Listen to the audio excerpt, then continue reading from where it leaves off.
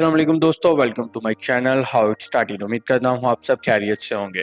दोस्तों, आज की इस वीडियो में हम बात करने जा रहे हैं ऐसे ढांचों के मतलब जो हजारों साल पहले बनाए गए थे और शायद तारीख में कहीं ना कहीं इसका कोई अहम किरदार भी रहा हो।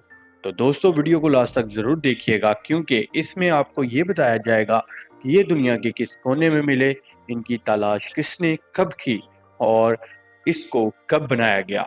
इन तमाम सवालों के जवाब आज के इस वीडियो में आपको मिलेंगे।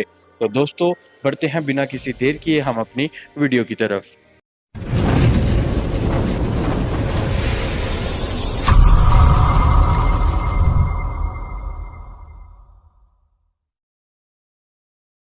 यूनागुनी ढांचे उन ढांचों का एक मजमुआ है जो जापानी गोताखोर काइकारों ने 1985 के दौरान जापानी जजीरे यूनागुनी पर दरियाफ्त किया था, जिन्होंने इन्हें इत्तेफाक से पाया था।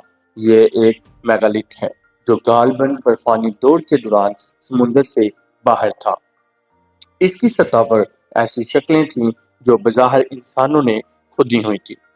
इस यादगार की असलियत के बारे में काफ़ी क़यास आराइयाँ की गई हैं, क्योंकि इसे जापान में कहा जाता है कि ये मुख्तलिफ माहिरीन आर्जियात और मौरखीन के लिए ये ढांचे कुदरती असल हो सकते हैं, जबकि दूसरों का कहना है कि ये ढांचे मसनूई और जुज़वी तौर पर इंसानी काम दिखाते हैं।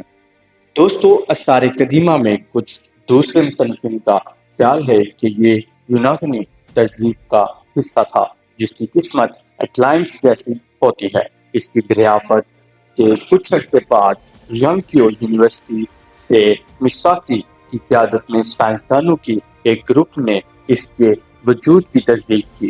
प्रोफेसर किमुरा के मुतालिया के मुताबिक कुदरती ढांचे में किसी वक्त इंसानों ने तब्दीली की थी। इससे इन क़यासराइयों को तक़वीत मिलेगी जिनके मुताबिक ये यूनानी की तहज़ीब का हिस्सा हो सकता था और ये बाद में एटलांटिस की तरह गायब हो गया।